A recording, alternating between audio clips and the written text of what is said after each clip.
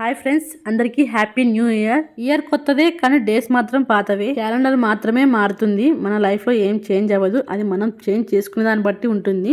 Anyway, అందరికీ మంచి జరగాలని కోరుకుంటూ అందరికీ ఇంకొకసారి హ్యాపీ న్యూ ఇయర్. ఇంతకీ ఎటు వెళ్తున్నాం అని అనుకోవచ్చు. హాస్పిటల్కి అయితే వెళ్ళాము. హాస్పిటల్కి ఎందుకు, ఎవరికి ఏమైందని కంగారు పడకండి. మా చిన్నోడికి రెగ్యులర్ వ్యాక్సిన్ వేపిద్దామని అయితే వచ్చాము. వ్యాక్సినా? ఇప్పుడేం వ్యాక్సిన్ అబ్బా అని మీరు అనుకోకండి.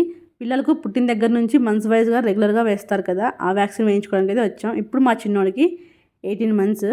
సో డీపీటీ ఇంజెక్షన్ వేయిద్దామని అయితే వచ్చాము. పిల్లలకి ఈ ఇంజెక్షన్స్ చాలా ఇంపార్టెంట్. వాళ్ళ హెల్త్ ఫ్యూచర్లో బాగుండాలంటే ఇప్పుడు ఇంజెక్షన్స్ వేయించక తప్పదు. మేమైతే ఇక్కడున్న హాస్పిటల్లో ఫస్ట్ టైం వేయిస్తున్నాము. మిగతా ఇంజెక్షన్స్ అన్ని మా ఊర్లోనే వేయించాము. మేము వెళ్ళేసరికి జనాలు ఎవరు లేకపోవడంతో మాకు త్వరగానే ఇంజెక్షన్ వేయించుకోవడం అయిపోయింది.